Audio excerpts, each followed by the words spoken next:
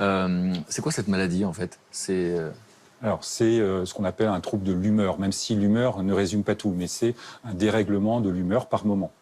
Mais on connaît tellement de gens lunatiques qui ne sont pas tous bipolaires. Voilà. Alors l'image qu'on peut prendre, c'est le régulateur de la voiture. Vous savez, sur votre voiture, il y a parfois un régulateur de vitesse qui permet de rester à une vitesse assez stable.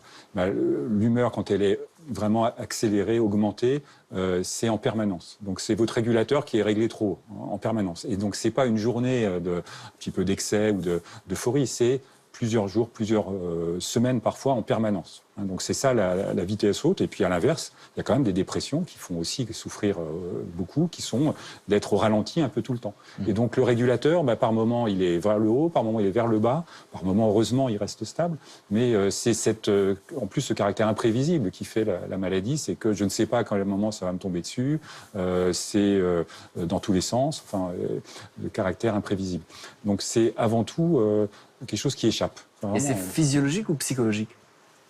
C'est les deux, je vais vous dire, clairement, parce que psychologique, il y a le vécu de ça, il y a les émotions avant tout, l'humeur soit exaltée, soit très triste. Dans l'histoire de Marie, on a la sensation que c'est lié à des moments particuliers d'émotion.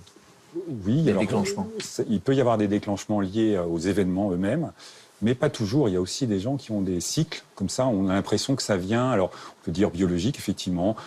Les recherches qu'on fait là-dessus, c'est par exemple la chronobiologie, c'est-à-dire les rythmes qu'on a tous, d'être plutôt en forme le matin pour être bien réveillé, des choses comme ça, et plutôt en forme à la saison où on peut sortir, etc.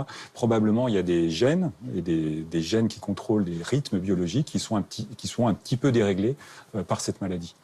Et quand on dit génétique, ça veut dire héréditaire? Oui, en partie.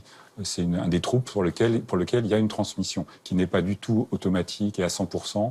Pour donner une image, si vous avez deux personnes qui sont jumeaux, des vrais jumeaux, on dit monozygotes, qui ont les mêmes gènes à peu près, si l'une est malade, l'autre a à peu près une chance sur deux d'être malade, un risque sur deux d'être malade.